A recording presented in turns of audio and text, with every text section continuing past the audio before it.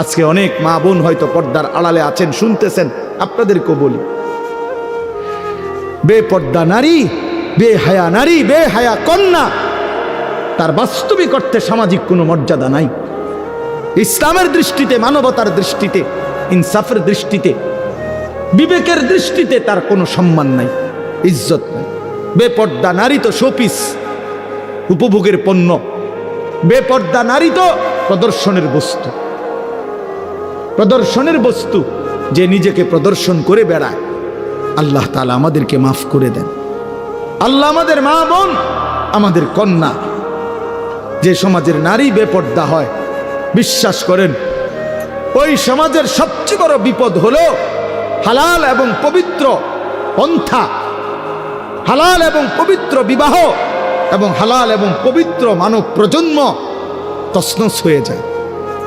আজকের ইউরোপ এই ব্যাধিতে আক্রান্ত, যখন অবাধ যৌনাচার, নারী পুরুষের অবাধ সহজ করে দিছে, আজকে তাদের বৈধ সন্তানের চাইতে অবৈধ সন্তানের পরিমাণই বেশি,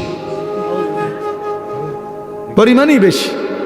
আল্লাহ আমাদের সমাজ, আমাদের বংশধর, আমাদের প্রজন্মকে জিনা, ব্যভিচার, বেহায়া, বেপরদিগি, বেশরম এই জিন্দিগি থেকে হেফাজত করেন, বলেন আমিন।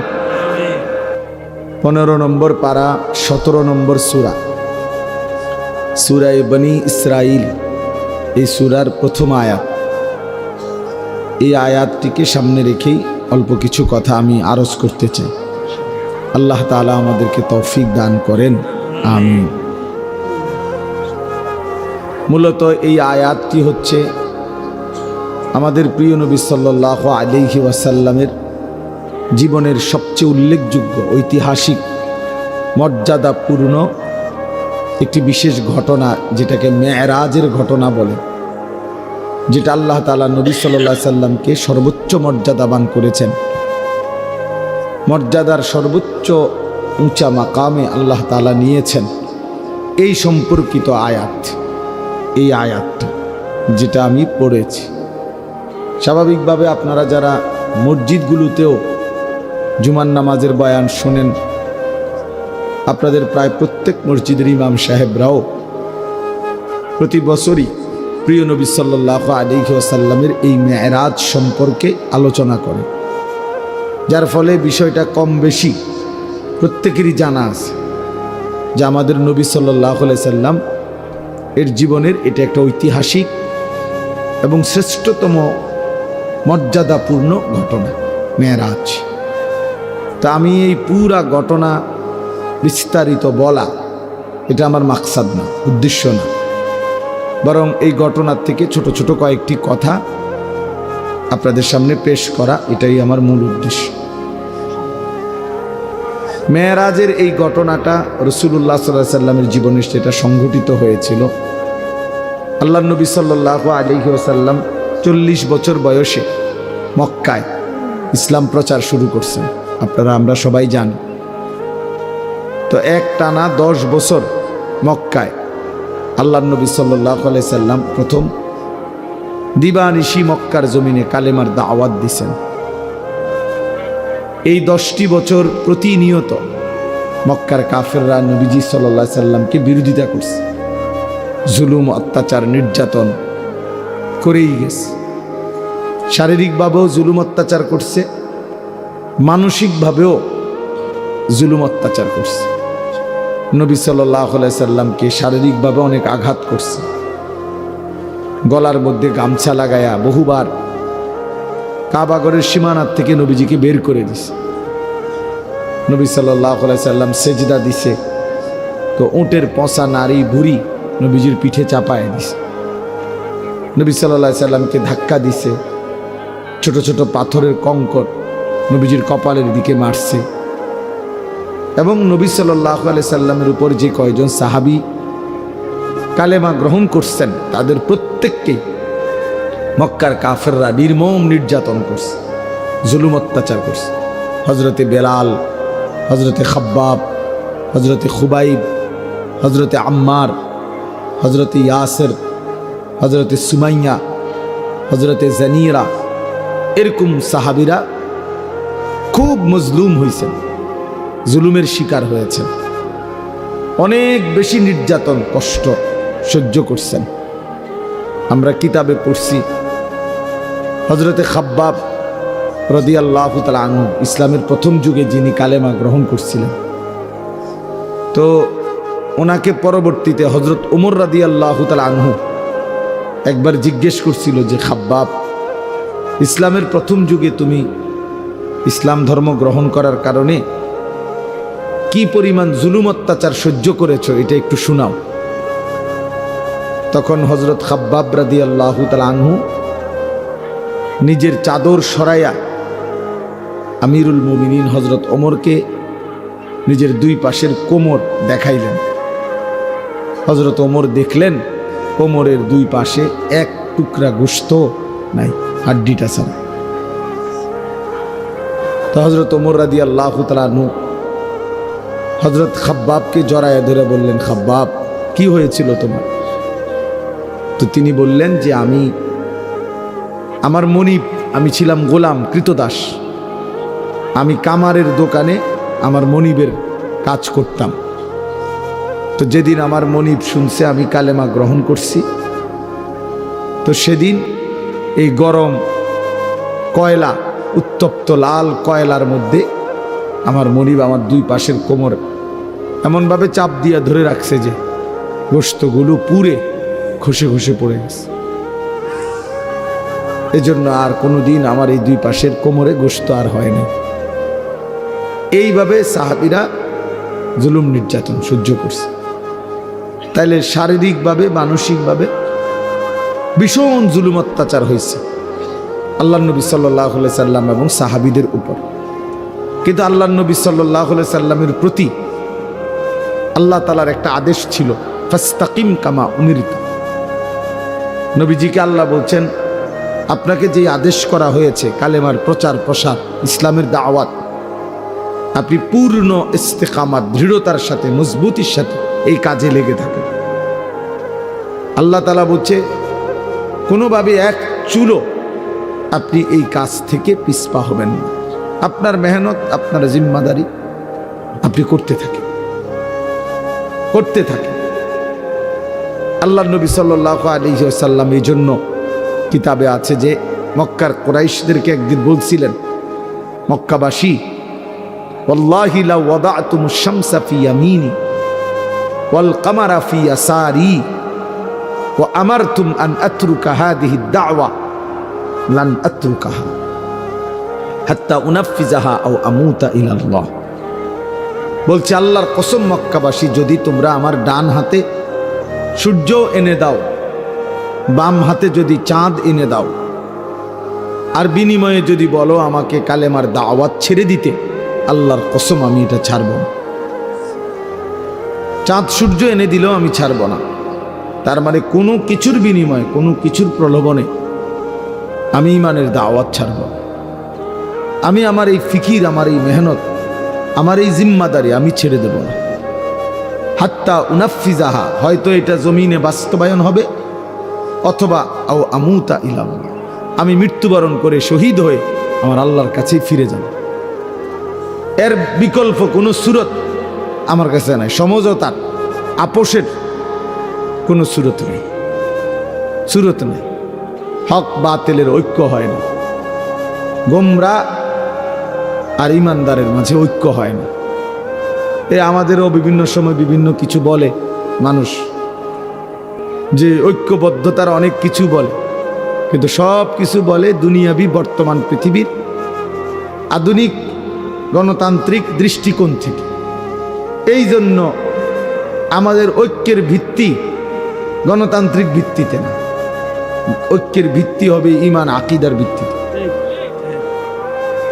এটা জরুরি। এখানেই দৃষ্টি, যত কথাই বলুক আম করে যে হুজুররা ঐক্য চায় না, ঐক্য করে না, এগুলো শুনতে পারবে, বলতে পারবেন, কিন্তু লাভ হবে না।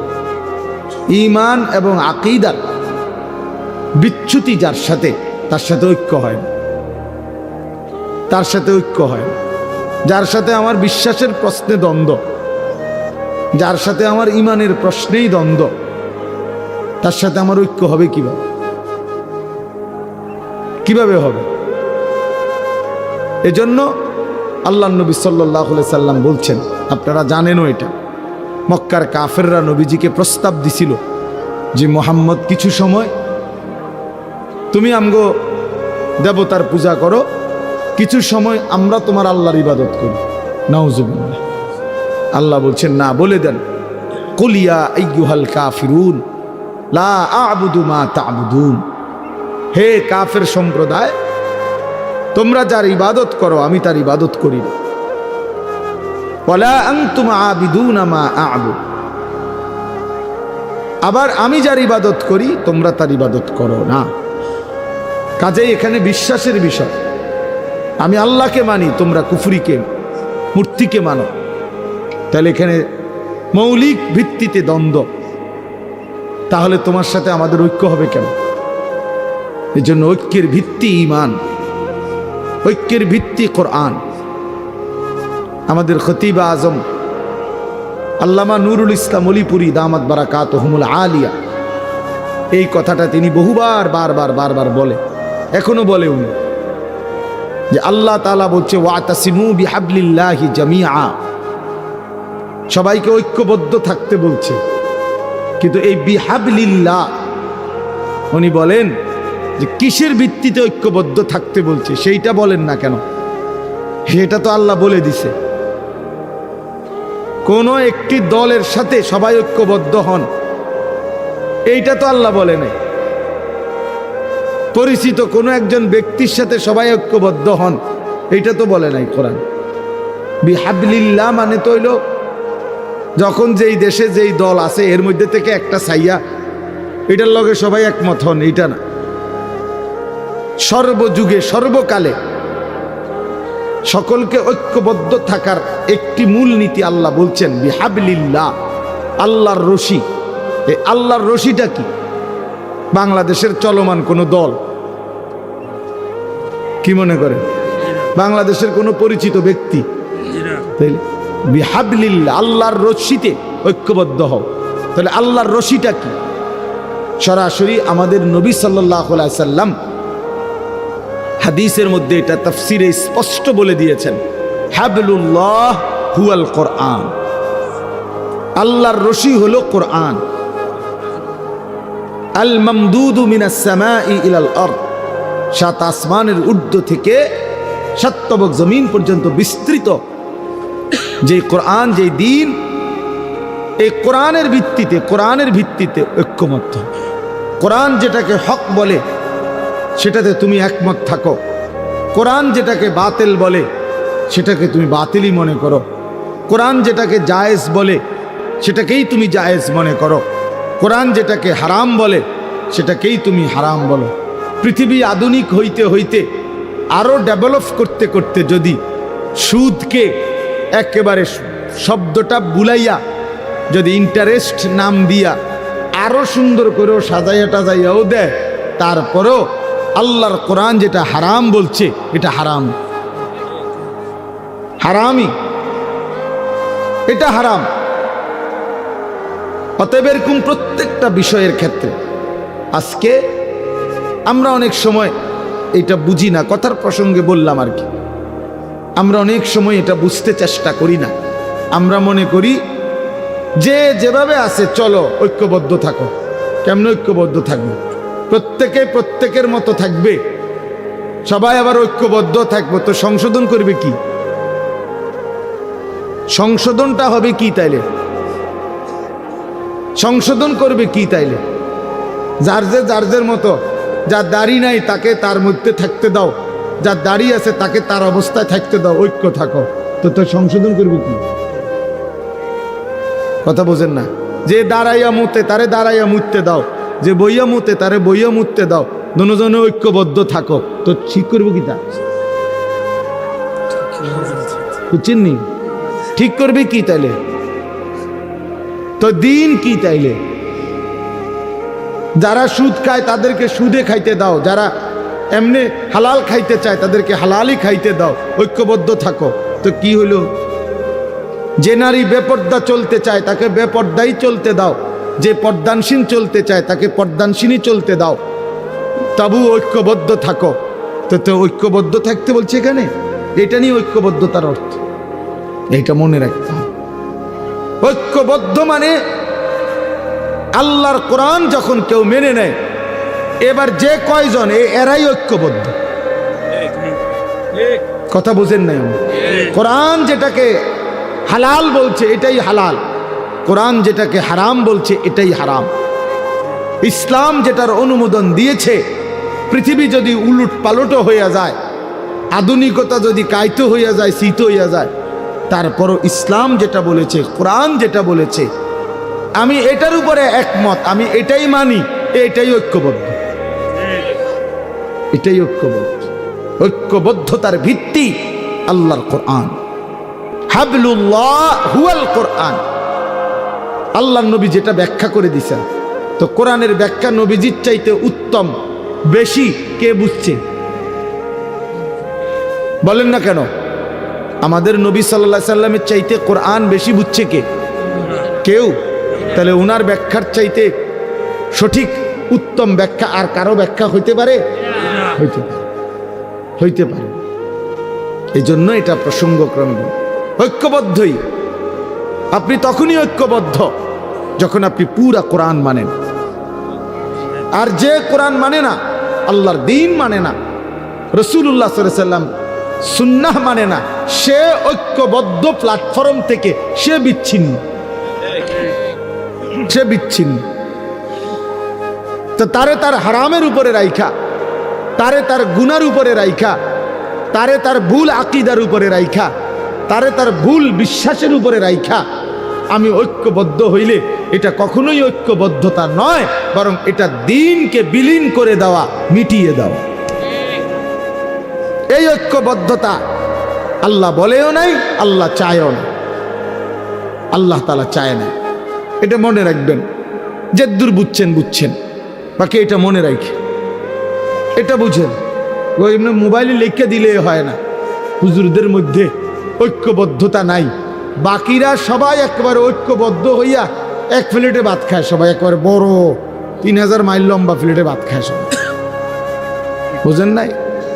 আমরাই শুধু ঐক্যবদ্ধ নাই, একবার বাকিরা ওই আওয়ামী লীগ, বিএনপি, মিল্লা, বাকিরা সবাই একবারে ঐক্যবদ্ধ। কই ঐক্যবদ্ধ? বাকি বাংলাদেশে আর মতানৈক্যতা নাই। কথা বলেন না কেন? জেনারেল মানুষদের মধ্যে মতানৈক্য নাই, তো এই বাংলাদেশে জেনারেল শিক্ষিতদের দল পার্টির অভাব পড়ছিনি, তো এতুডিকা এত কথা কেন? যাই হোক, এজন্য সুজা হিসাব, ওলামায়ে কেরাম ঐক্যবদ্ধ। কিভাবে ঐক্যবদ্ধ? ওলামায়ে কেরামের মধ্যে যেই ব্যক্তি, যেই আলেমরা আল্লাহর কোরআন মানে, দ্বীন মানে, হক এবং হালালের উপরে টিকে আছে, এরাই ঐক্যবদ্ধ। বাকিরা ঐক্যবদ্ধ হচ্ছে না, এটা ইনাদের দোষ না। যে কোরআন মানে না, যে হক মানে না, যে বাতিল ছাড়ে না, সে ঐক্যবদ্ধ হচ্ছে না কেন? এটা তার ত্রুটি, এটা ওলামায়ে কেরামের ত্রুটি হইতে পারে না। আমি ঐক্যবদ্ধ, আমি কোরআনের সাথে, মনে করেন মানে আপনি আমার লগে ঐক্যবদ্ধ হচ্ছেন না, কারণে যেটা আপনি হক মানেন না। তো তাইলে এটা আমি কেমন ঐক্যবদ্ধ হমু? আমি বুঝি আমার দিন বিসর্জন দিয়া, আখিরাত বিসর্জন দিয়ে আমনের লগে আমি ঐক্যবদ্ধ হমু যে বাবা যেমনে মন চায় এমনি চলেন, তবে ঐক্যবদ্ধ থাকেন। জি না, এটা হবে না। আল্লাহ আমাদেরকে বুঝ দান করেন, আল্লাহ আমাদেরকে বুঝ দান করেন। এই যে বর্তমানে দাওয়াত ও তাবলীগের মধ্যে যে বিচ্ছিন্ন শক্তিটা, সাদ নামের একজন ভণ্ড ব্যক্তি, যে তার কিছু গুন্ডা অনুসারী নিয়া আপনার ইচ্ছা করে পরিকল্পিতভাবে দুশ্মনের এজেন্ডা বাস্তবায়নের জন্য যে তার অনুসারীদেরকে নিয়ে ওলামায়ে কেরামের বিরোধিতায় দাঁড়াইছে। এখন সাংবাদিকরা অথবা জেনারেল শিক্ষিতরা যতই বলুক যে আপনারা ঐক্যবদ্ধ হয়ে যান, এক হয়ে যান, না, এক হবে না, তো কোনো দিনও না এক হবে না। কারণ আমাদের স্পষ্ট বক্তব্য হলো সাদের আকীদা, কথাবার্তা সম্পূর্ণ কোরআন সুন্নাহ বিরোধী। তাহলে সে একটি ভ্রান্ত আকীদার লোক, সে একটি গোমরাহ ব্যক্তি। তাহলে আমি তার লগে ঐক্য হমু কেমনে? কিভাবে ঐক্য হমু আমি? সে বলতেছে মুসা আলাইহিস সালাম সম্পূর্ণ নিজের ইচ্ছায় তুর পাহাড়ে গেছেন, যার কারণে উনার উম্মত উনার কওম গোমরা হয়ে গেছে। অথচ মুসা আলাইহিস সালামকে আল্লাহ তাআলা ডেকে নিছেন। তো এরকম অসংখ্য বিষয় উলামায়ে কেরামের বিরুদ্ধে প্রতিনিয়ত বিশুদ্ধার করে, কোরআন সুন্নাহর বরখেলাফ কথা বলে। এখন আপনি আমার যতই পিঠে হাত বুলান যে এক হইয়া যান, কিটা দিয়ে এক হইতাম আমি? কি দিয়ে এক হব বলেন? কাদিয়ানির সাথে আমি কি দিয়ে এক হইতাম? কথা বুঝেন নাই আমার? কাদিয়ানি যারা, তারা কোনোভাবেই আপনার আমাদের নবী সাল্লাল্লাহু আলাইহি সাল্লামকে আখেরি নবী মানে না। তারা মনে করে এর পরে তাদের ওই ভণ্ড গোলাম আহমদ কাদিয়ানি, ওই বাটফার, এই বাটফারে নাকি নবী। তো তাইলে এখন আপনি যদি কন আপনারাও ঐক্যবদ্ধ হইয়া যান, কেমনে ঐক্যবদ্ধ হইতাম আমি? এটা আমার ইমানের প্রশ্ন না? কথা বলেন না, এটা আমার ইমানের প্রশ্ন কিনা? তাহলে এটা তো হবে না, এটা তো হবে না। এই জন্য বললাম আর কি, আল্লাহ তাআলা আগেই বলে দিছে স্পষ্ট, ওয়াতাসিমু বিহাবলিল্লাহ, কোরআনের ভিত্তিতে ঐক্যবদ্ধ থাকো। কোরআনের ভিত্তিতে যেই কোনো দল হোক সেটা আপনার, এটা আমার বিষয় না। কোনো একটি দলের সাথে ঐক্যবদ্ধ হও সবাই, এটা কোরআনের এই আয়াতের অর্থ না। কোরআনের ভিত্তিতে ঐক্যবদ্ধ হইতে বলছে। অর্থাৎ আমরা সবাই সিদ্ধান্ত নিলাম যে এখানে আমরা যদি মনে করেন 200 মানুষ এখন বসছি, আমরা যদি সিদ্ধান্ত নেই যে এক চুল কোরআনের খেলাফ আমরা করব না, সুন্নাহর খেলাফ করব না, কোরআন এবং সুন্নাহ যেটাকে হালাল বলছে এটাই হালাল, কোরআন সুন্নাহ যেটাকে হারাম বলছে এটাই হারাম, তাইলে আমরা ঐক্যবদ্ধ। কথা বুঝছেন কিনা বলে? তাইলেই ঐক্যবদ্ধ। তো তাহলে ঐক্যবদ্ধ হওয়ার জন্য একটা মাপকাঠি, একটা মূল নীতি আল্লাহ বলছে কিনা, তো ওইটার মধ্যে আইতেই আমি, নাইলে কিছুই করার নাই, নাইলে কিছুই কর। হাদিসের মধ্যে আছে, এই প্রসঙ্গটা এই কথাটা বলে শেষ করি। হযরত হুযাইফা নবী সাল্লাল্লাহু আলাইহি সাল্লামের একজন সাহাবী ছিলেন, বিখ্যাত সাহাবী।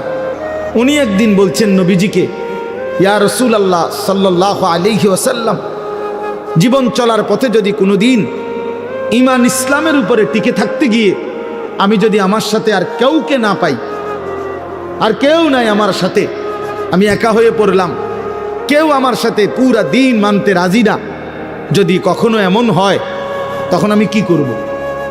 আল্লাহর নবী সাল্লাল্লাহু আলাইহি সাল্লাম বলছেন, ওয়ালাউ আন তাআদ্দা বিআসলি শাজারাতিন, প্রয়োজনে তুমি গাছের গোড়ালি শিকড় কামড়াইয়া ধরে রাখবা, তারপরও একা হলেও দ্বীনের উপরে অটল থাকবা। তো তুমি ঐক্যবদ্ধ, তুমি একজন, ওই তুমি ঐক্যবদ্ধ কিসের ভিত্তিতে? কথা বলেন না কেন? এই জন্য এটা মনে রাখতে, যে না আর সম্ভব না, পুরা সমাজ, পুরা দেশ, পুরা মহল্লা টেলিভিশন কিনে লাইছে, আর আমি একজন শেষ, এই পুরা 30 ঘর মানুষের মধ্যে আমার এই একটা ঘরে আর টেলিভিশন না কিনা, আর আমি একজন, আর কি করুন, থাক বাদ দাও, আমিও কিনে লাই। বুঝছেন নি আপনি কথাটা? এটা নি কথা, এটা নি ইসলামের কথা না। প্রয়োজনে তুমি একাই মাটি কামড়াইয়া ধরে রাখবে, তো তুমি ঐক্যবদ্ধ। আরো আশ্চর্য শুনবেন, ইব্রাহিম আলাইহিস সালাম, উনি, এই যে ইব্রাহিম নবী, উনি কয়জন? একজন। ওই যে ছেলেটা হাফেজ সাহেব যে পুরস্কার প্রাপ্ত, এই প্রিয় ভাই যেই তেলাওয়াত করছে ইব্রাহিম আলাইহিস সালামের ঘটনা, হ্যাঁ খুব সুন্দর তেলাওয়াত করছে। তো এই ইব্রাহিম আলাইহিস সালাম, উনি ব্যক্তিগতভাবে কয়জন? একজন। কিন্তু কোরআন শরীফে স্পষ্ট আছে, ইন্না ইব্রাহিমা কানা উম্মাতান, ইব্রাহিম ছিল একটি জাতি, ইব্রাহিম একাই একটি উম্মত। অর্থাৎ আল্লাহর দ্বীন যখন সে পূর্ণ মেনে নিছে, তো ইনি একাই শক্তি, তিনি একাই ঐক্যবদ্ধ, তিনি একাই একটি জাতির প্রতিবিম্ব, প্রতীচ্য। এই জন্য এটা মনে রাখতে হবে, পুরা দিন কোনো অবস্থাতেই পৃথিবীর সবাই যদি আল্লাহর দ্বীন ছেড়ে দেয়, তবুও আমি ছাড়ব না। এই ব্যক্তি ঐক্যবদ্ধ। এবার বাকিরা ধীরে ধীরে এখানে এসে ঐক্যবদ্ধ হইতে হবে, ধীরে ধীরে নাহকের লগে ঐক্যবদ্ধ হইলে হবে না। আল্লাহ আমাদেরকে বুঝার তৌফিক দান করেন। চলেন বাবা, বলতেছিলাম আল্লাহ তাআলা আমাদের প্রিয় নবী সাল্লাল্লাহু আলাইহি ওয়াসাল্লামকে এই দায়িত্ব তিনি আদায় করছেন। তিনি বলছেন, আমি এক চুলো আমার কালেমার দাওয়াত থেকে বিচ্যুত হব না। কোনো প্রলোভনে নবীজি আপোষ করে নাই, সমঝোতা করে নাই, বরং তিনি বলছেন আমি একা হই, কিন্তু আমি একাই আমার আল্লাহর কালেমার দাওয়াত দিতেই থাকব। 10 বছর পরে আল্লাহ নবী সাল্লাল্লাহু আলাইহি সাল্লামের চাচা আবু তালেব তিনি ইন্তেকাল করছেন। নবীজির বয়স তখন 50। তার 5 দিন পরে বা 7 দিন পরে নবীজির স্ত্রী আম্মাজান খাদিজা রাদিয়াল্লাহু তাআলা আনহা তিনি ইন্তেকাল করছেন।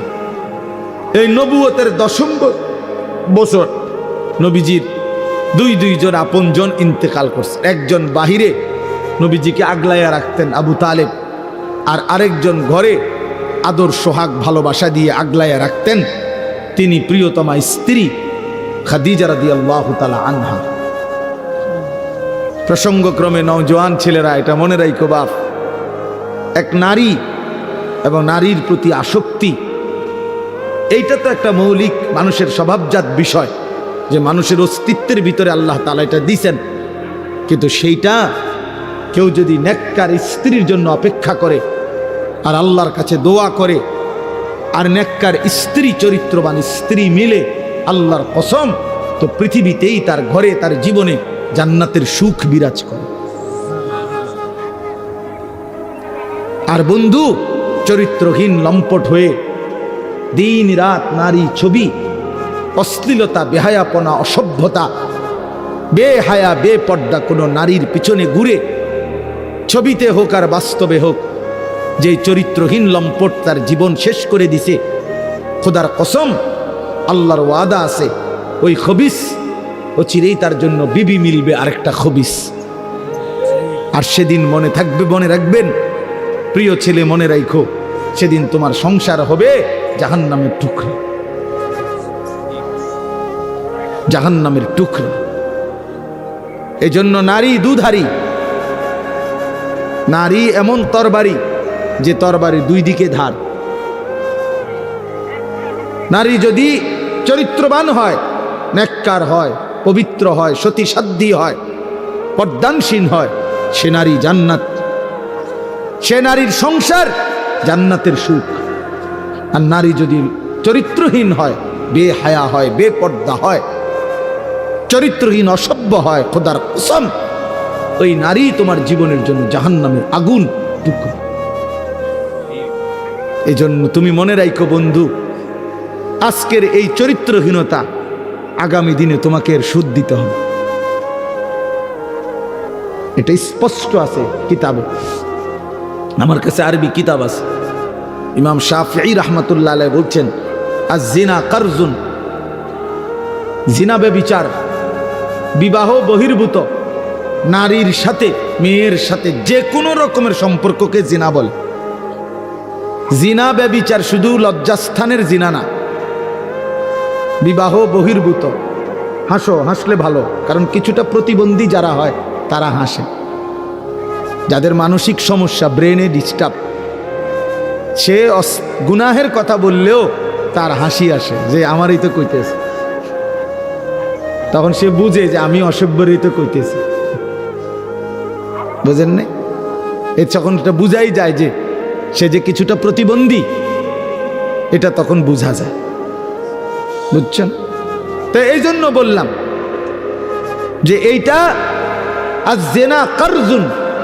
ইমাম শাফিঈ রাহমাতুল্লাহ আলাইহি বলছে, বিবাহ বহির্ভূত নারীর সাথে যে কোনো রকমের সম্পর্ক, যে কোনো রকমের কথা বলা, চোখে দেখা, ছুঁয়ে দেখা, তার সাথে চলা, তার সাথে দিনের পর দিন রাত সম্পর্ক রাখা, পার্কে, রেস্তোরাঁয়, বিনোদন কেন্দ্রে তাকে নিয়ে ঘুরতে যাওয়া ইত্যাদি, যেই কোনো রকমের বলে না আমি দড়িও নাই ছুঁইও নাই, শুধু কথা বলতাম, এটাও জেনা, এও বেবিচারী, এও খবিস।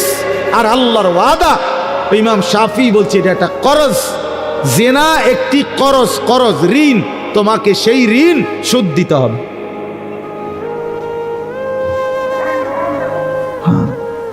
বেবিচার একটি কর্জ, এটা ঋণ, এটা শোধ দিতে হবে। তিনি বলছে তোমাকে এটার শোধ দিতে হবে, তোমার এই চরিত্রহীনতার শোধ, তোমার এই লম্পটের শোধ, সারা রাত নারী ছবি উলঙ্গ দৃশ্য দেখার শোধ দিতে হবে। এটা মনে রাখ, একটা ছেলে হলো যদি কেউ বুঝে থাকো তো মনে রাখো, এর শোধ দিতে হবে তুমি। অচিরেই তোমার জীবনে একটা খবিস মিলবে, সেই খবিস তোমার জীবনটা তখন জাহান্নামের টুকরা বানায় ফেলবে। বেপর্দা নারীর হাসি হাসি না, এটা আগুন। নর্তকীর হাসি হাসি না, ওটা মূলত আগুন। বেহায়া কন্যার প্রেমের কথা, এগুলো মূলত সুন্দর কোনো শব্দ না, এগুলো আগুনের গোলা, এগুলো আগুনের গোলা। এটা শোধ দিতে হবে নিজের জীবনে, তখন ধুকে ধুকে মরব। রাস্তার বেড়ি দেখুন আর মোবাইলের নারী দেখা, আর নিজের বউ 6 নম্বর হওয়া, 3 নম্বর বেড়ি হওয়া, হ্যাঁ অনেকটা ডিফারেন্স। ওই মানুষের জীবনে আর কোনোদিন সুখ মেলে না যে একটা চরিত্রহীন নারী পায়, অসৎ নারী, অসৎ নারী। আপনারা যদি নাও জানেন, আমরা তো জানি, কারণ আমরা যে হুজুর মানুষ, আমগোর কাছে তো হাজারো মানুষ, শত শত মানুষ নিজের ব্যক্তি জীবনের বহু কথা বলে, দোয়া চায়, তা আমরা তো শুনি কি বলে, কি বলে। বাহিরের মানুষ তো মনে করে হাসতেছে, স্বামী স্ত্রী একই ভক্সি গাড়ি দিয়া যায় প্রতিদিন, একই অফিসে অফিস করে, আবার সন্ধ্যা হলে ফিরে, একই ভবনে থাকে 3 বছর 7 বছর 5 বছর। পৃথিবী জানে তারা স্বামী স্ত্রী, কিন্তু পরিষ্কার পুরুষের বক্তব্য হলো না হুজুর, আজকে 7 বছর আমরা মূলত বিচ্ছিন্ন, কিন্তু লজ্জায় কাউকে বুঝতে দেই না, একসাথেই বের হই, একসাথেই ঘরে ঢুকি, আলাদা থাকি।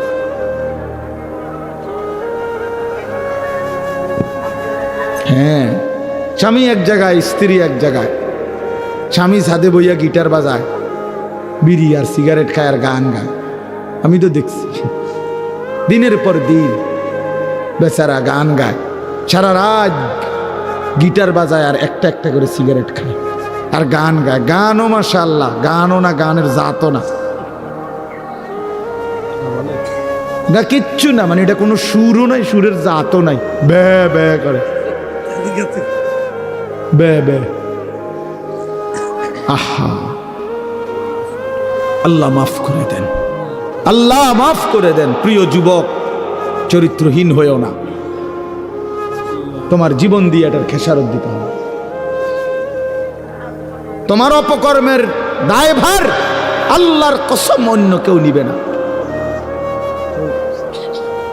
তোমার লাম্পট্য, তোমার অসভ্যতা, তোমার অসভ্যতার দায়ভার কেউ নিবে না, তোমাকেই শোধ দিতে হবে। বললাম না এটা কর্জ, ঋণ, এটা ঋণ শোধ করতে হয়, ঋণ শোধ দিতে হয়।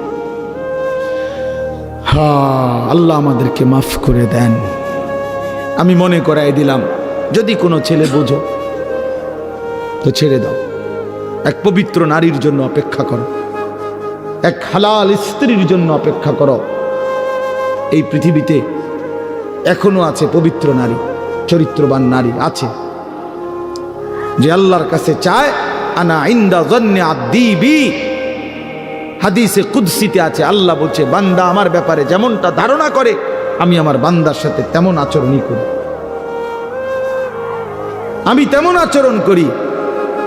অতএব আমার বান্দা যদি দিল থেকে ইখলাসের সাথে নিজেকে পবিত্র রেখে, গুনাহ থেকে মুক্ত রেখে যদি অপেক্ষা করে যে আল্লাহ আমি একজন সতীসাধ্যী নেককার চরিত্রবান নারী চাই, আল্লাহর কসম মিলেই যাবে, মিলেই যাবে, কোনো সন্দেহ নেই। কোনো সন্দেহ নেই। তুমি যদি বলো কই ভালো মানুষ তো দেখি না, না তোমার কাছে ভালো মানুষ প্রতিদিন তোমার কাছে আইয়া ঘুরতে হইব বা জানাইয়া যাইতে হইব যে ভাই চিনচিন নিয়ে আমি যে ভালো মানুষ, আপনার লিস্ট লিখকে রাখেন। এটা কি কোনো নিয়ম হইল কি? আপনার কাছে আইয়া সমস্ত ভালো মানুষ দেখা করে যাইতে হইব একবার আইয়া? এটা কে আইন করছে? এটা কোন আইনের কথা? অনেক মানুষ দেখেন না চা দোকানে বৈশা বিড়ি খাইতে খাইতে করতে ভালো মানুষ আসেনি অনেকে না করতে পার। ভালো মানুষ তো একমাত্র আমনে চাচা, পৃথিবীর শেষ ভালো মানুষ তো আমনে। আমনে এই যে বিড়ি খাবেন না, আমনে বিড়ির গন্ধে কাছে যাওন জানা, আমনেই পৃথিবীর আখেরি ভালো মানুষ। কোনো কারণে যদি আমনে মারা যান তো পৃথিবী শেষ না। এরপরে আর করতে খাইব, উনি তো টোয়াই পায় না। উনি চা দোয়ানে বইয়া বইয়া বিড়ি খায় আর ভালো মানুষ টোয়ায়। বেউকুফ কোথাকার! ভালো মানুষ কি আর বিড়ি খায়? ভালো মানুষ কি আর চা দোয়ানে বেড়ি চায়, টেলিভিশন দেখে? আল্লাহ আমাদেরকে আকল দান করে, বিবেক দান করে। ওই কথাটা বলতেছিলাম। নবী সাল্লাল্লাহু আলাইহি ওয়াসাল্লাম বলছেন, এই তাম দুনিয়া একজন মানুষ যা কিছু অর্জন করে দুনিয়াবি, তন্মধ্যে সর্বশ্রেষ্ঠ অর্জন হলো আল মারআতুস সালিহা, একজন সতী সাধ্বী চরিত্রবান পবিত্র নেককার প্রেমময়ী ভালোবাসার এক নারী, এক স্ত্রী। এটা তার জীবনের সবচেয়ে বড় দুনিয়ার অর্জন। আর সেই পবিত্র নারী কেমন হয়, তার আখলাক কি, তার বৈশিষ্ট্য কি? তার বৈশিষ্ট্য কি? তার বৈশিষ্ট্য হলো সে প্রতিদিন 3-4 বার করে powder Dole. Fair and lovely ডলে না। আল্লাহ নবী সাল্লাল্লাহু আলাইহি সাল্লাম বলছেন, এই পবিত্র নারী, সতী সাধ্বী নারী, চরিত্রবান নারীর একটা বৈশিষ্ট্য, অতুইনু আলা দীনে যাওজিহা, যে তার স্বামীকে দ্বীনের কাজে সাহায্য করে, সহযোগিতা করে, দ্বীনের কাজে স্বামীকে আগে বাড়ায় দেয়। আল্লাহর কসম, নবী বলছে, ওই নারী পবিত্র নারী, চরিত্রবান নারী, সতী সাধ্বী নারী, ওই নারী যে পুরুষের কপালে জুটছে, সেই পুরুষ দুনিয়ার শ্রেষ্ঠ সম্পদ অর্জন করছে, শ্রেষ্ঠ সম্পদ অর্জন করছে। রাসূলুল্লাহ সাল্লাল্লাহু আলাইহি সাল্লামের সাহাবীরা, নবীজির জামানায় সেই সাহাবীরা তাদের বিবিরাই তাদের স্বামীদেরকে আল্লাহর রাস্তায় জান দেওয়ার জন্য, যুদ্ধের জন্য সাজায় দিতেন। স্ত্রীরাই বিদায় দিতেন স্বামীকে, যাও স্বামী, আল্লাহর জন্য জান দিও, হাসরের ময়দানে দেখা করো, পরকালে দেখা হবে, আর কোনোদিন লাগবে, ঠিক আছে চলো, আল্লাহ হাফেজ, ফি আমানিল্লাহ। হ্যাঁ, আমরা কিতাবে পড়ছি এক মুসলিম নারী, তিনি তার 4 সন্তানকে নিজে যুদ্ধের জন্য সাজায় দিছেন এবং 4 সন্তানই যুদ্ধে আল্লাহর রাস্তায় শাহাদাত বরণ করছে।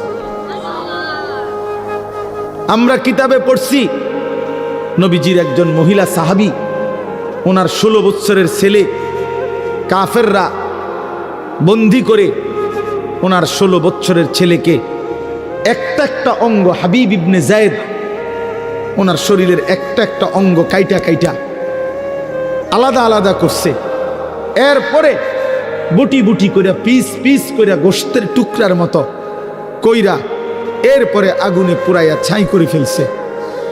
মদিনায় যেদিন এই খবর আসছে ওনার আম্মার কাছে, তিনিও একজন মহিলা, নবীজির সাহাবী উম্মে আম্মারা, এই মা উম্মে আম্মারা ওনার নাম, এই মহিলা যার ছেলে নবীজির সাহাবী, ছেলেটাও সাহাবী, হাবিব ইবনে যায়েদ, তিনি শাহাদাত বরণ করছে, টুকরা টুকরা করছে।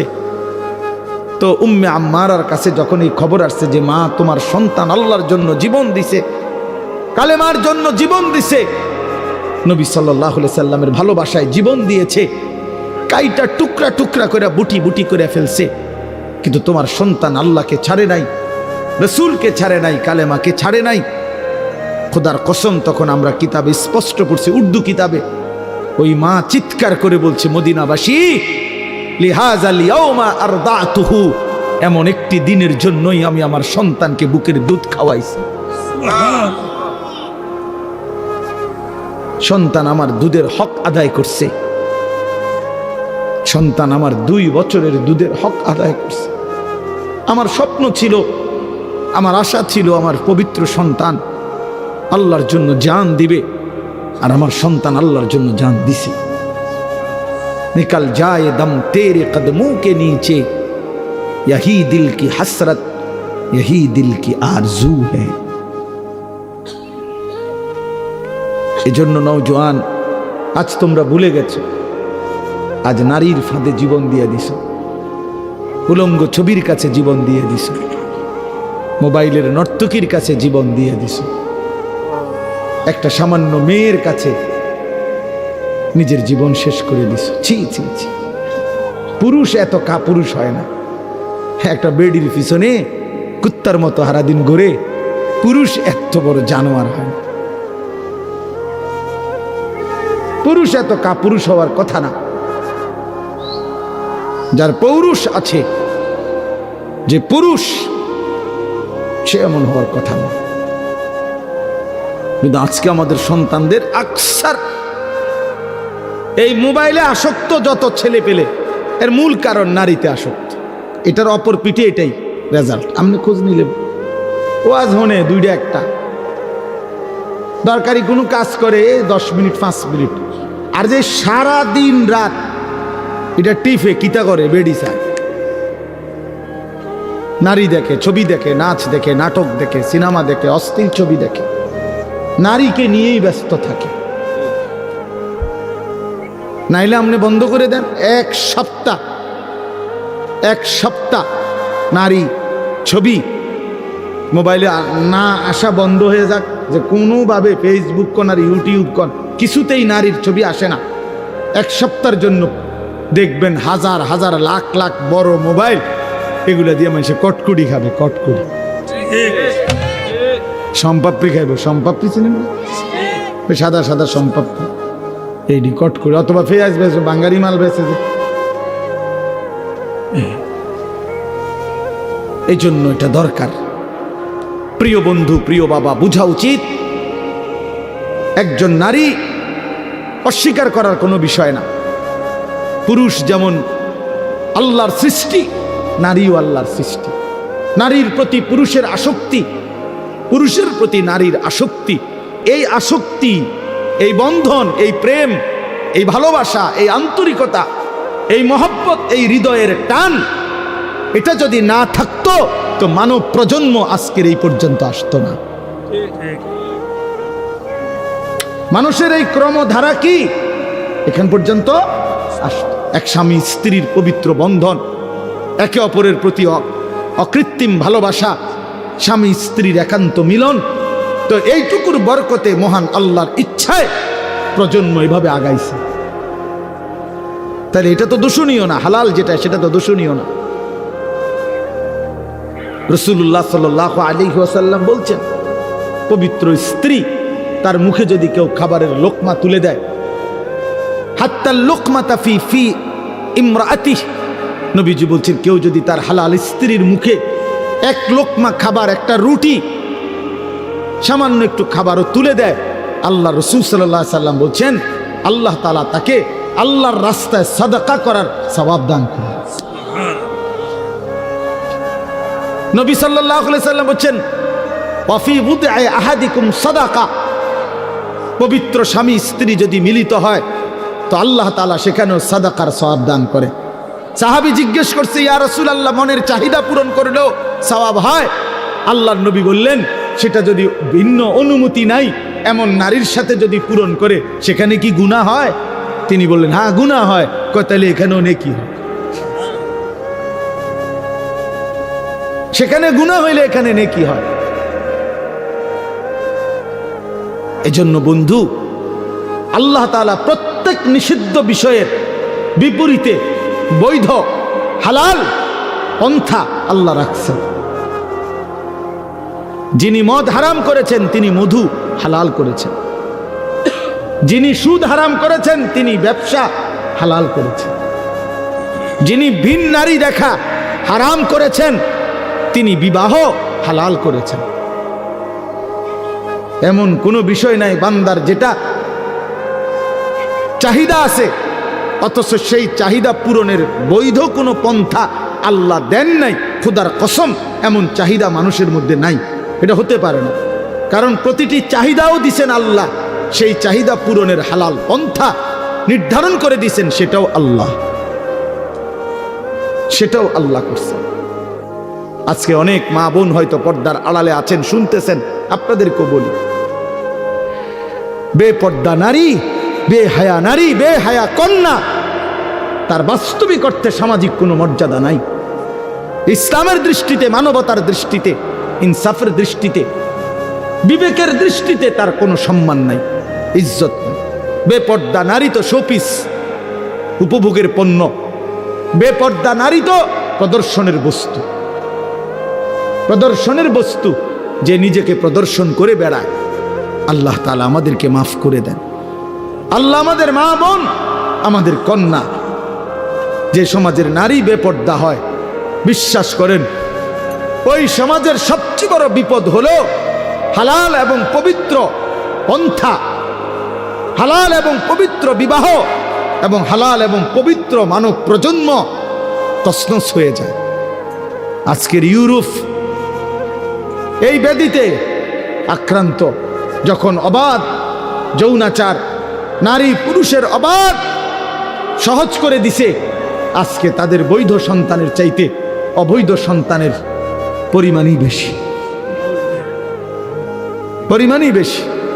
আল্লাহ আমাদের সমাজ, আমাদের বংশধর, আমাদের প্রজন্মকে জিনা, ব্যভিচার, বেহায়া, বেপরদিগি, বেশরম এই জিন্দিগি থেকে হেফাজত করেন। বলেন আমিন। চলেন আমি আমার কথাটা শেষ করে দেই। তো আল্লাহ নবী সাল্লাল্লাহু আলাইহি সাল্লামের স্ত্রী, ইনি সবচেয়ে বেশি সহযোগিতা করছেন নবীজিকে। 25 বছর বয়সে নবী সাল্লাল্লাহু আলাইহি সাল্লাম তাকে বিয়ে করছেন। আর নবীজির বয়স যখন 50, তখন খাদিজা রাদিয়াল্লাহু তাআলা আনহা ইন্তেকাল করছেন। তো এই 25টা বছর নবীর যৌবনের মূল সময়ে তিনিই ছিলেন নবীজির স্ত্রী। এবং 40 থেকে 50 নবুয়তের এই 10টা বছর পরম যত্নে আল্লাহ নবীকে আগলাইয়া রাখছেন আম্মাজান খাদিজা, নবীজির স্ত্রী। অনেক বেশি সহযোগিতা করছে, নিজের জান মাল, নিজের সবটুকু ভালোবাসা, সহযোগিতা মক্কায় সবচেয়ে বেশি দিছেন এই স্ত্রী খাদিজা রাদিয়াল্লাহু তাআলা আনহা। এজন্য আল্লাহও তাকে সম্মান করছেন, কারণ এই গোটা কায়নাতের মধ্যে সর্বপ্রথম কালেমাওয়ালা এই স্ত্রী খাদিজা রাদিয়াল্লাহু তাআলা আনহা। নবীর হাতে প্রথম কালেমা গ্রহণ করছে, নবীজির দ্বীনের কাজে প্রথম সহযোগিতা করেছেন এই নারী খাদিজা রাদিয়াল্লাহু তাআলা আনহা। এজন্য নারী প্রথম কালেমা গ্রহণকারী, নারী প্রথম দ্বীনের কাজে সহযোগিতাকারী, প্রথম সহযোগিতাকারী। আল্লাহ তাআলা আমাদের নারীদেরকে এমন তৌফিক দান করেন। তো বললাম যে আমরা আল্লাহ নবী সাল্লাল্লাহু আলাইহি সাল্লাম এরপরে নবুয়তের 10ম বৎসরের পরে আল্লাহ নবী সাল্লাল্লাহু আলাইহি সাল্লামের উপরে জুলুম অত্যাচার তীব্র বেড়ে গেছে। নবীজি পার্শ্ববর্তী তায়েফ নগরীতে এরপরে গেছেন কালেমার দাওয়াত দিতে। 11 বছরের সময় সেখান থেকে একটা লোকও কালেমা গ্রহণ করে নাই। নবীজি ফিরে চলে আসছেন। তায়েফের কাফেররা পাথর মেরে অকাতরে আল্লাহ নবী সাল্লাল্লাহু আলাইহি সাল্লামকে বিতাড়িত করে দিছে। নবীজি রক্ত মাখা দেহ নিয়ে মক্কায় ফিরে আসছেন। এই সংক্ষেপ কথা হলো, নবীজি যখন তায়েফ থেকে ফিরে আসছে, তখন মক্কাবাসী নবীজিকে খুব বেশি বিদ্রুপ করছে যে মুহাম্মদ, আজকে 11টি বছর তুমি আমাদের দ্বারাও নির্যাতিত, আমরাও তোমারে বিতাড়িত করলাম, আবার তুমি তায়েফ গেলা, তায়েফেও কেউ তোমার কালেমা গ্রহণ করলো না, বাচ্চারাও তোমারে শেষ পর্যন্ত পাথর মারলো। এখন তুমি যে বলতেছ তোমার আল্লাহ আছে, আল্লাহ তোমারে ভালোবাসে, আল্লাহ তাআলা তোমারে মহব্বত করে, তোমার ইজ্জত কই, সম্মান কই, কই তোমার আল্লাহ? এইভাবে বিদ্রুপ করলে, ব্যঙ্গ ঠাট্টা মস্কারি করতে লাগছে। তখন আমি শুধু এই কথাটা বলতে চাচ্ছি, তখন আল্লাহ নবী সাল্লাল্লাহু আলাইহি সাল্লামকে আল্লাহ তাআলা তায়েফের ময়দান থেকে ফেরত আসার পর মক্কাবাসী যখন চূড়ান্ত ব্যঙ্গ বিদ্রুপ ঠাট্টা করছে, তখন আল্লাহ তাআলা হযরত জিবরাইল আলাইহিস সালামকে পাঠিয়ে বোরাকে চড়িয়ে আল্লাহ তাআলা নবীজিকে আরশে আজিমের মেহমান বানাইছেন, মেরাজে নিয়ে গেছেন। আয়না বলছেন বন্ধু, জগৎবাসী বলছে আমি নাকি আপনাকে ইজ্জত দেই নাই, সম্মান দেই নাই, ভালোবাসি নাই। চলেন বন্ধু, আজ আপনাকে আমি এমন জায়গায় আনলাম, এবার আপনি শুধু শুনে নেন। আপনাকে এখন আমি যেই আরশে আজিমের উপরে আয়না দাঁড় করাইলাম, আপনার কদমের নিচে আমার গোটা সৃষ্টি, আপনি আমার সমস্ত সৃষ্টির ঊর্ধ্বে, উপরে শুধু আমি আল্লাহ, আর কোনো সৃষ্টি নাই। অতএব আপনার মর্যাদা পৃথিবীবাসী শুনে নেক যে আমি আল্লাহর পরে সমস্ত সৃষ্টির উপরে আপনি রাসূলের মর্যাদা।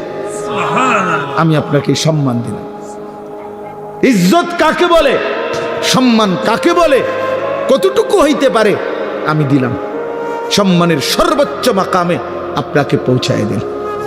আল্লাহ নবী সাল্লাল্লাহু আলাইহি সাল্লাম মেরাজে গেলেন, এই মর্যাদা পেলেন, আল্লাহ তাআলা আদর করলেন, কথা বললেন, পরম মমতায় বন্ধুর সাথে একান্তে সাক্ষাৎ দিলেন। এই পুরা পর্ব শেষ হওয়ার পর এই আমি শুধু যে একটা কথা শুধু বলে শেষ করতে চাচ্ছি, প্রিয় বাপ আমার, বন্ধু আমার, আজকে এই রাত গভীরে শুধু মনে রাখেন, নবীজি সাল্লাল্লাহু আলাইহি সাল্লামকে আল্লাহ তাআলা মেরাজে সর্বশ্রেষ্ঠ মর্যাদা, শ্রেষ্ঠতম স্থানে নিয়েছেন। তো সেদিন আল্লাহ নবী বলছিলেন, আল্লাহ মাওলা, আপনি তো আমার ইজ্জত দিলেন, সম্মান দিলেন, মর্যাদা দিলেন, আপনার কাছে আনলেন, আরশে আজিমের মেহমান বানাইলেন। এখন আমি তো আবার ফিরে যাব জমিনে। জমিনে তো আমার উম্মত আছে, ওরা তো গেলে জিজ্ঞেস করবে আপনি আমার উম্মতের জন্য কি দিলেন। আমার আবু বকর তো নিচে আছে, ওমর, ওসমান, আলী, আমার ফাতেমা, আমার হাসান, আমার হুসাইন, আমার সাহাবীরা। তা আপনি আমার উম্মতের জন্য কি দিলেন? আমি তো আমার সম্মান দিলেন, আমার জন্য উম্মতের জন্য কি দিলেন? এ তখন আল্লাহ পাক রব্বুল আলামিন বলছেন, বন্ধু আমি জানি আপনি বলবেন, আপনি উম্মতের জন্য যে চাইবেন এটা আমি জানি। আপনি একমাত্র এমন নবী যে জীবনের কোনো মুহূর্তে উম্মতকে ভোলেন নাই, কখনোই ভোলেন নাই। আজ মেরাজে এই আরশে আজিমে আপনি ভুলবেন না, এটা আমার জানা আছে। এই জন্য আমি আল্লাহ গত 11টি বছর, প্রিয় ভাই এই শেষ কথাটা মনোযোগ দিয়ে শোনেন, গত 11টি বছর আমি আল্লাহ এই কোরআন নাজিল করছি আপনার উপরে। কত আহকাম, কত আয়াত জিব্রাইলের মাধ্যমে আমি জমিনে পাঠাইছি। কিন্তু বন্ধু বিশ্বাস করেন, 11টি বছর আমি আল্লাহ একটি আমল আমি নিজের কাছে রাখছিলাম। আমার সিদ্ধান্ত ছিল যেদিন আপনাকে আমি এই সর্বশ্রেষ্ঠ মর্যাদার মাকামে আনব, সেদিনে আমি আপনাকে আপনার উম্মতের জন্য সর্বশ্রেষ্ঠ আমল আমি আল্লাহ আমার কুদরতি হাতে আপনার হাতে তুলে দেব। আর সেটাই আজকের এই হাদিয়া। আর সেই হাদিয়াটাই হলো 5 ওয়াক্ত নামাজের হাদিয়া। আজ আপনার মর্যাদার চূড়ান্ত সর্বশ্রেষ্ঠ স্থানে আপনাকে আনলাম, আর আপনার উম্মতের জন্য যে আমলটা দিলাম এটাও সর্বশ্রেষ্ঠ আমল। অতএব প্রিয় বন্ধু আমার, এবার আপনি শুধু এই কথাটাই বোঝেন, 5 ওয়াক্ত নামাজ দোস্ত নওজোয়ান, 5 ওয়াক্ত নামাজ এটা মেরাজের হাদিয়া, আরশে আজিমের হাদিয়া, মহান আল্লাহ পাকের স্বহস্তে দেওয়া হাদিয়া। নবীজির যেদিন মর্যাদার চূড়ান্ত মাকামে আল্লাহ নিছেন, সেদিন সর্বশ্রেষ্ঠ আমল আল্লাহ তাআলা হাদিয়া হিসাবে দিলেন। অতএব আল্লাহর প্রতি যার ভালোবাসা আছে, মেরাজের প্রতি যার ভালোবাসা আছে, নবীজির প্রতি যার ভালোবাসা আছে, আল্লাহর কসম 5 ওয়াক্ত নামাজ তার জীবনে বাধ্যতামূলক। যে জীবনে 5 ওয়াক্ত নামাজ নাই, সে আল্লাহকে চেনে না, সে রসুলকে চেনে না, সে ইসলামকেও চেনে না। তার কোনো আল্লাহ বলতে কিছু নাই, তার কোনো রসুল বলতে কিছু নেই। তুমি মূলত মুসলিম নামের এক লেবাসদারি ধোঁকাবাজ, ধোঁকাবাজ। তুমি এক প্রতারক, প্রতারক যে মনে করছো মুসলমান মানে শুধু আইডি কার্ডে লিখলে হয়। তুমি ভাবছো শুধু জন্ম নিবন্ধন সনদে লিখলে ধর্মের পাশে ইসলাম এতেই চলবে। না বাপ, হাসরের ময়দানে আইডি কার্ড নিবে না, কবরে জন্ম নিবন্ধন সনদ নিবে না, সেজদা নিবে, সেজদা, হিসাব হবে সেজদার। এজন্য আজকে এই রাতে আপনাদের কাছে আমার অনুরোধ, দয়া করে মেহেরবানি করে রাসূলুল্লাহ সাল্লাল্লাহু আলাইহি ওয়াসাল্লামের এই পবিত্র মেরাজ আল্লাহ তাআলা যেদিন তাকে সর্বোচ্চ সম্মান দিয়েছেন, সেদিন আল্লাহ 5 ওয়াক্ত নামাজ নবীজির হাতে তুলে দিছেন। কেন আপনারা আমরা প্রিয় ভাই আমার এই যে কয়জন বসছেন, ইনসাফের সাথে বলেন 5 ওয়াক্ত নামাজ যাদের ছুটে যায়, কেন ছুটে গেল বাপ? আরে মনিবকে চেনে না, বানানেওয়ালা চেনে না, সৃষ্টিকর্তাকে যে চেনে না, যে তাকে আদর করে লালন পালন করে গোটা কায়নাত দিয়ে, ওই মালিককে যে চেনে না, আল্লাহর কসম তার চাইতে মূর্খ, নাদান, গণ্ড মূর্খ আর কেউ হইতে পারে না। সেজদাবিহীন যেই বেটা, তুমি বাকি যা পড়ছো বাকি সবগুলো পড়া ভুয়া ভুয়া ভুয়া বেটা, এগুলা ভুয়া বেটা, ভুয়া। বাকি এগুলো সারাও বেটা দুনিয়া মিলেবে না। দুনিয়ার সবগুলো পড়া, কিচ্ছু না পড়লেও মূর্খ, বকলম, নাম দস্তখত করতে জানে না, টিপসই দেয় এমন বেড়াও দুনিয়া ভাত খায়, ঘুম যায়, পেশাব পায়খানা করে, বিয়া করে, বাচ্চা কাচ্চা হয়, টাকা পয়সা হয়, কোটি কোটি টাকার মালিক হয়, ক্ষমতাও দেখায়, নেতাগিরিও দেখায়, মাতবরিও দেখায়। হ্যাঁ, কি শিখলা 12 বছর? এই বাবা সন্তানকে কি শিখাইলেন? 16 বছর সন্তানের পিছনে আপনি বললেন পোলারে পড়ালেখা করাইয়া শিক্ষিত বানাইলেন, যে সন্তান সেজদা দেয় না, মালিককে চেনে না, আল্লাহর কসম তাকে শিক্ষিত বানান নাই, বরং উপার্জনকারী প্রাণী বানাইছেন। তাকে কামাই রোজগারের কোনো একটা সিস্টেম, কোনো একটা নিয়ম শিখাইছেন পয়সা রোজগার করার, কিন্তু ইনসান মানুষ হয় নাই।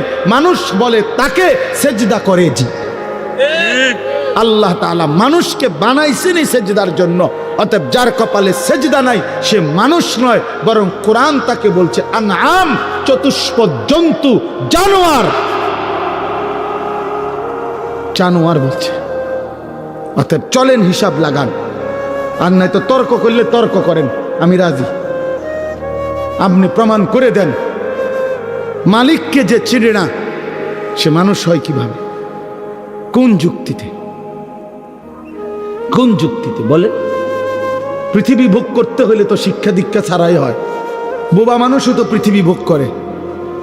যে বোবা সেও তো ভাত খায়, ঘুম যায়, বোবাও তো পেশাব পায়খানা করে, বোবাও তো বিয়ে করে, বোবারও তো বাচ্চা হয়। অন্ধ মানুষও তো বিয়ে করে, অন্ধ মানুষও তো দুনিয়া ভোগ করে। বধির মানুষ যে কানে শোনে না, হেতো তো দুনিয়া ভোগ করে।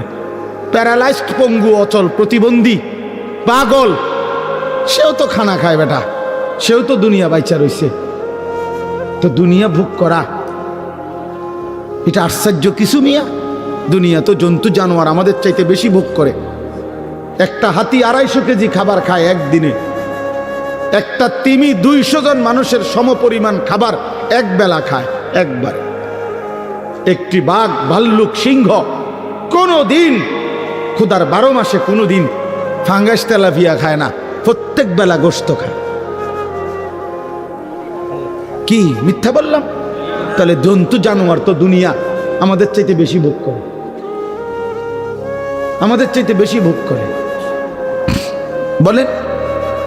অতএব দয়া করে মনে রাখবেন এই শেষ কথা, 5 ওয়াক্ত নামাজ যে সন্তানকে শিখাইতে পারলেন না, আপনি সন্তানকে কিছুই শিখাইলেন না। আল্লাহর কোরআন যে সন্তানকে মুসলমানের ঘরে জন্ম নিয়ে বাবা মা মুসলমান হওয়ার পর, ছেলে মেয়ে মুসলমান হওয়ার পর, যেই বাপ মা তার সন্তানকে আল্লাহর কোরআন দেখে দেখেও শিখাইতে পারে নাই, পড়াইতে পারে নাই, পড়তে পারে না, ওই মা বাপ সন্তানকে উল্লেখযোগ্য কিছুই দিয়ে যাইতে পারে নাই। এই বাত্তরকারী বিল্ডিং এরই বাপ মূল্য করতে পারে। বহুত এতিম যে বাপ মরে গেছে জন্মের সময়, হেতে পরে 10 তলা বিল্ডিং করছে, এরকম বহুত। কথা কয় না? এমন নাই তো? তাইলে বাপ মূল্যও ভাত খাওয়ান যায়, বাপ মূল্যও বিয়ে করন যায়। এটি কোনো আসছে আমনে না, আমি আমার 3 ফুট বিয়ে করাইছি, আপনি মরে আছেন 3 ফুট সুন্দর মতো টাইম মতো বিয়ে করবো, আপনি কবরের বিয়ে খাইন। আপনি শুধু শুধু হুদা কামে আমি বেউকুফে পাইছি আপনারে। আমি আমি থাকতে যদি জিফুতরে গদ দুয়ার, আমি থাকতে যদি 3 তালাটার ছাড়টা দিয়ে যাইতে পারতাম, আমি থাকতে যদি 4 তালার কামটা ধরাই দিয়ে যাইতে পারতাম, ময়রাও শান্তি পাইতাম। হ্যাঁ অবশ্যই, যে 4 তলা কাম শেষ করে গেছে তার কবরে তো নিয়ামতে বইরে রাখছে একদম। ফেরেস্তা তো তার লেগে আপেল মালটা লইয়া বইয়া রয়েছে। হ্যাঁ আপনার চিন্তা কি, আর আপনার বিল্ডিং 4 তলা, ফেরেস্তা তো আপনার কবরে একার প্রথমেই তো আপেল মালটা দিব যে চাচা আপনি ধন্যবাদ, ভাগ্যবান আপনি 4 তলা শেষ করে আইছেন। আপনার মতো কপাল কার কপালে মিলছে? ওটা বিল্ডিং এর হিসাব দেয়, ফুতের হিসাব দেয়, ভাত তরকারির হিসাব দেয়, খাট পালং আর সোফা ফার্নিচারের হিসাব দেয়। হুজুর আল্লাহ রহমতে আমনগো দোয়ায় জিফুতের লাগিয়া দেবিদ্বারে 10 শতক জাগা লইছি। আমি নিজে থাইকে কাম ধরাইছি। একটা ইট মিস্ত্রির বাপের ক্ষমতা নাই 2 নম্বর দিবে, জাগাত খারাইয়াছিলাম। নিজে গিয়া ময়মনসিংহেতে বালু আনছি, ট্রাকের লগে সারা রাইতাছিলাম। আল্লাহু আকবার, কত বড় কফা! আল্লাহু আকবার, ট্রাকের লগে সারা রাত বালু আনছি। আবার বাইতাই না বালুরে ধুইছে, বালুরে ধুইয়া এরপরে আস্তর করছে যাতে করে বালুর মধ্যে কোনো বালু না থাকে।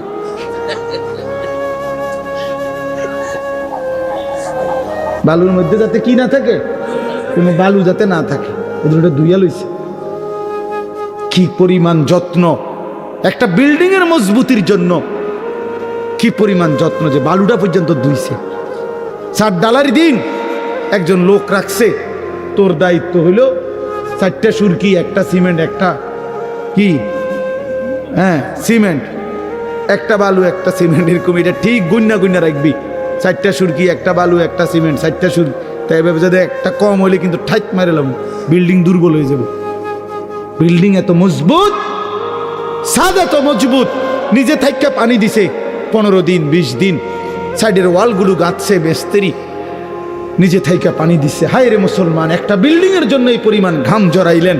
সেই বিল্ডিং এ যেই সন্তানটা ঘুমায়, সে খোদার 365 দিনে কোনদিন মুসলমানের বাচ্চা 16 বছর বয়সে, কোনদিন 14 বছরের ছেলে মেয়েটা কোনদিন 365 দিনে ফজরের নামাজ পড়ে না, এমন ঘরে ঘুমায়। সেই বাবা, তুমিও ব্যর্থ, তোমার সন্তানও ব্যর্থ, মাও ব্যর্থ, জিও ব্যর্থ, দোনোটাই ফালতু। বাপও ফালতু, ফুতো ফালতু, বেটা ফালতু, দোনোটা বেটা। ছেড়ে দাও বেটা, একজনে ঘর ছেড়ে দাও বেটা, হয় তুমি ছেড়ে দাও, নাহলে ফুতরে বাইর করে দাও। যে বেটা তোর মতো নাফরমানের লগে ইমানদার থাকতে পারে না, ইমানদার থাকতে পারে না। কথা কাটসাট বুঝাপড়া কর বেটা, হয় তুই থাকবি নাহলে আমি থাকবো বেটা। বেনামাজি অসভ্য, তুই আমার কিসের সন্তান? বলেন, কোরআন শরীফ দলিল দেখবেন, কোরআন শরীফে স্পষ্ট আছে। নূহ আলাইহিস সালাম তার ছেলে কেনান ওই যে পানিতে যখন ডুবে যায়, নূহ নবী আল্লাহর কাছে দোয়া করছিল, আল্লাহ ইন্না ইবনি মিন আহলি, আল্লাহ ওই যে ছেলেটা এটা আমার পরিবার।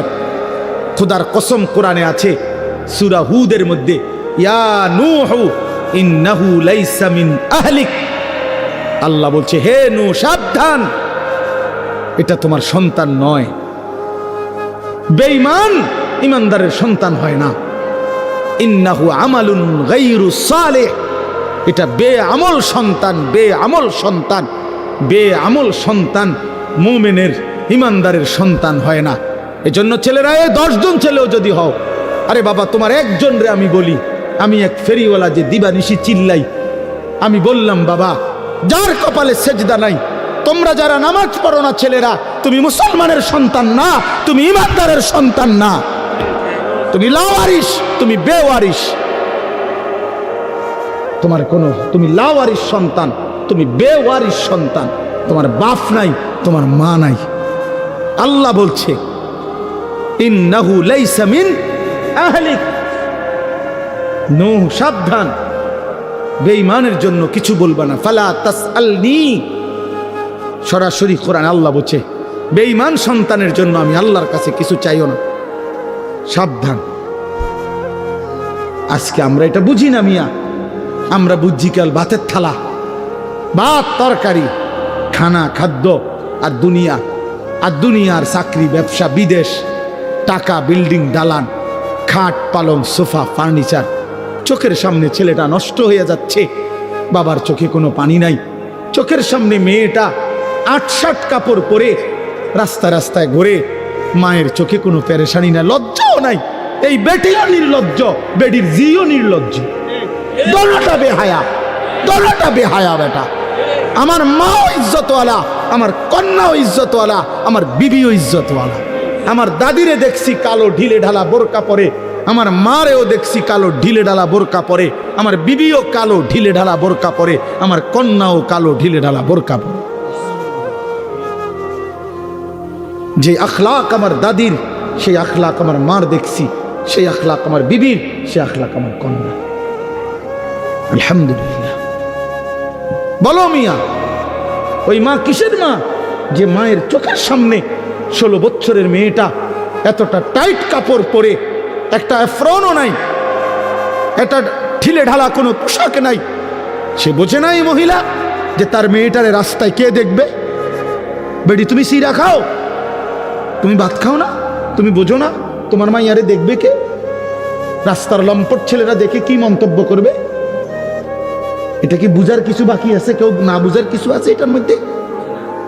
তাহলে আপনি এই কথাটা, এই বাংলা কথাটা বোঝেন না আপনি? না না না, মেয়ে শিক্ষিত হইতে আছে। আরে বাপরে, শিক্ষিত ইংরেজি কয়, ইংরেজি কয়, কবিতা কয়, 2 little black birds sitting on a wall, one called Peter, one called Paul. দুইটা কাউয়া বসছে একটা ওয়ালের উপরে, একটা কাউয়ার নাম হইল পিটার, আর একটার নাম হইল পল। আমি বলি একটা কাউয়ার নাম হলো লোটা, আর একটা কাউয়ার নাম হলো বদনা। এই হলো দুইটা কাউয়া। এটাই তো অর্থ কবিতা। এটা অর্থ না? বলো না সিয়াম, এটার অর্থ কি? 2 little black birds অর্থ কি? ছোট দুইটা কাউয়া সিটিং অন এ ওয়াল, ওয়ালে বইছে। আর তো কাউয়া ওয়ালে বইলেই কি, সালে বইলেই কি? তোমার কিতা, তোমার ফুতের কিতা? এটা কি শিখছে? এটা কি শিখলোটা কি? এনে কাউয়া বইছে বলে ওয়ালে। আর আমার ইমানদার সন্তান শিখবে কালেমা লা ইলাহা ইল্লাল্লাহ, লা ইলাহা ইল্লা। বলবে সারা কায়নাত কিচ্ছু নাই, আছে শুধু একজন, তিনি আমার আল্লাহ। अगरचे बुत हैं जमात की आस्तीनों में, मुझे हैं हुक्म खुदा ला इलाहा इल्लल्लाह। আল্লামা ইকবাল বলছে, শোনো ইমানদার কেমন হয়, যে তিনি বলেন মোমেন হবে সে মূর্তির স্তূপের উপরে যদি কাউকে দাঁড় করায় দেয়, মনে করেন মূর্তির স্তূপ দিয়া এটার উপরেও যদি কালেমাওয়ালা মোমেনকে দাঁড় করায়, মোমেন মূর্তির স্তূপের উপরে দাঁড়িয়েও বলবে লা ইলাহা ইল্লাল্লাহ। अला अगरचे बुत हैं जमात की आस्तीनों में, मुझे हैं हुक्म खुदा ला इलाहा इल्लल्लाह। আমি আমার আল্লাহকেই ডাকবো, আল্লাহকেই ডাকবো। এই জন্য ওই আগের কথা মনে রাখবেন, কোরআনের ভিত্তিতে ঐক্যবদ্ধ, হক যেটা সেটাই আমার গ্রহণযোগ্য। পৃথিবী যত আধুনিক হোক, আপনি আপনার স্ত্রীকে বেপর্দা বানাবেন না, আপনার মেয়েটাকে বেপর্দা দিয়েন না। বাপ, এই বাপ, স্ত্রী ছেলে মেয়ের বিষয়টা একটু স্পর্শকাতর। কেন? স্ত্রী ছেলে মেয়ের নাফরমানির কারণে, বিশ্বাস করেন এখানে একটু ঝামেলা হলে এটাই যে স্ত্রী এবং ছেলে মেয়ে যদি নাফরমান হয়, এর কারণে ওরাও গুনাহগার হয়, অভিভাবকও গুনাহগার হয়। এই ঝামেলা হইলে এনে আজ যদি এমন হইতো, তাই বেটিরটা তাই, আমারটা আমি, শুধু বাত এক লগে, বুঝেন না? এটা হইলে ঝামেলা ছিল না। মাইয়ারটা মাইয়া, আমি বাপেরটা বাপ না, এখানেই ঝামেলাটা একটু বেঁচে। এখানে দায়িত্ব আল্লাহ নবী সাল্লাল্লাহু আলাইহি সাল্লাম বলছে, ফাররাজুলু রাইন আলা আহলে বাইতিহি। প্রত্যেক পুরুষ তার পরিবারের সদস্যদের ব্যাপারে জিম্মাদার, অহুয়া মাসউলুন আনহুম। খোদার কসম, এটা বুখারী মুসলিমের হাদিস। আল্লাহ নবী বলছেন, পুরুষ তার এই স্ত্রী সন্তানের ব্যাপারে হাসরের ময়দানে জিজ্ঞাসিত হবে, কেন তাদের ঈমান গেল কোথায়, তাদের নামাজ গেল কোথায়, তাদের পর্দা গেল কোথায়, তাদের সেজদা গেল কোথায়, তাদের ইবাদত গেল কোথায়। এইটা যদি জিঙ্গাইতো না, যদি এমন হইতো বাবুরে জিটটা জি আমারটা আমি, ফুতেরটা ফুতে আমারটা আমি, তাহলে তে ঠ্যাঙ্গালগি দিয়ে আডুক আর ঠ্যাং নামাইয়া আডুক, তারটা তে কিন্তু এখানে তো ঝামেলা হইলে আমারও তো জিগাইবে, কথা বুঝছেন কিনা বলে? আমার স্ত্রীর ব্যাপারে তো আমারও কি করবে, জিজ্ঞাসা করবে। আমার ছেলের ব্যাপারে তো আমারই জিজ্ঞাসা করবে, আমার মেয়ের ব্যাপারে তো আমারই জিজ্ঞাসা করবে। যদি এই মুআমালা না হতো তো ছেড়ে দিতাম, যা পিছে দিয়ে ফির, তোর কপালে তুই যা, আমার কপালে আমি। কিন্তু এখানে ঝামেলা হতো হলো তার নাফরমানির কারণে তো আমিও আটকে যাব। এই জন্য আমরা কোরআন সুন্নাহর ইলমের কথা বলি, এটাই শেষ কথা। কেন মাদ্রাসাগুলো চিৎকার করে? মাদ্রাসা আপনাদের কাছে আখিরাতের কথা বলে, মাদ্রাসা আপনাদেরকে ঈমানের কথা বলে, মাদ্রাসা আপনাদেরকে পরকাল স্মরণ করায়া দেয়, মাদ্রাসা জাতির সবচেয়ে বড় খেদমত করে, উম্মতের আখিরাত সাজায়া দেয়, উম্মতের পরকাল সাজায়া দেয়। এই জন্য আজীবন সবার কাছে অনুরোধ, ছেলেরা বাবারা মাদ্রাসাকে ভালোবাসেন, মাদ্রাসাকে ভালোবাসেন, মাদ্রাসার পক্ষে থাকবেন, মাদ্রাসার পক্ষে থাকবেন, মাদ্রাসার জন্য দোয়া করবেন, মাদ্রাসার জন্য দান সদকা করবেন, মাদ্রাসায় নিজের সন্তানকে দিন শিখতে দিবেন। আল্লাহ তাআলা এই দেবিদ্যার দারুল উলুম মাদ্রাসা কবুল করে নেন। আমার প্রিয় শ্রদ্ধেয় হযরত মাওলানা আবু তাহের সাহেব দামাত বারাকাতুহুমুল আলিয়া, দেবিদ্দারের সমস্ত আলেমদের মধ্যে, মুরব্বীদের মধ্যে উনি একজন অন্যতম মুরব্বী আলেম। দেবিদ্দারের বিভিন্ন দ্বীনি সংগঠন, দ্বীনি কার্যক্রমের মধ্যে প্রথম সারিতে যাদের নাম, তিনি একজন। আলহামদুলিল্লাহ, সবসময় আমগরে মহব্বত করে, স্নেহ করে, যার কারণে ওনার ছেলে বশির, সে আমারে অনেক মহব্বত করে। এই সব মিলাইয়া আমরা চেষ্টা করি প্রায় প্রতি বছরই, আজকে কয়েক বছর যাবৎ আপনাদের এই মাহফিলে আসতে, মূলত ভালোবাসা মহব্বতের টানেই আসা। আমি শক্ত বলে ফেলছি, আমারে মাফ করে দিয়ে, কিন্তু বিবেক দিয়ে ভাইবেন। আপনার পরিবার হয়তো একদিন মনে পড়বে লোকটা বলছিল, বড় শক্ত করেই বলছিল, তাহলে এই জন্য কথা গুরুত্ব দিলে বরকত হবে। ছেলেরা নামাজ পড়ো বাপ, আখলাক ঠিক রাখো, আখলাক ঠিক রাখো। নারী, ছবি, অস্থিরতা, মোবাইলের এই উলঙ্গপনা, বেহায়াপনার মধ্যে এমন সুন্দর জীবন, এমন সুন্দর যৌবন, প্রিয় বন্ধু আমার, সাথী আমার, দোস্ত আমার, নষ্ট করে দিও না, ভুল হবে। তাইলে আল্লাহ তাআলা প্রতিটা সন্তানকে দ্বীনের পথে থাকার চলার তৌফিক দান করেন, কবুল করেন, আজকের মাহফিলকে বরকতময় করেন। সুবহানাল্লাহি ওয়া বিহামদিহি, সুবহানাকাল্লাহুম্মা, আলহামদুলিল্লাহি রাব্বিল আলামিন। আল্লাহুম্মা আনতাস সালাম ওয়া মিনকাস সালাম, তাবারাকতা ইয়া দাল জালালি ওয়াল ইকরাম, ইয়া আরহামার রাহিমিন, ইয়া আরহামার রাহিমিন, ইয়া আরহামার রাহিমিন। রব্বানা যালামনা আনফুসানা ওয়া ইল্লাম তাগফির লানা ওয়া তারহামনা লানাকুনান্না মিনাল খাসিরিন। রব্বানা আতিনা ফিদ দুনিয়া হাসানা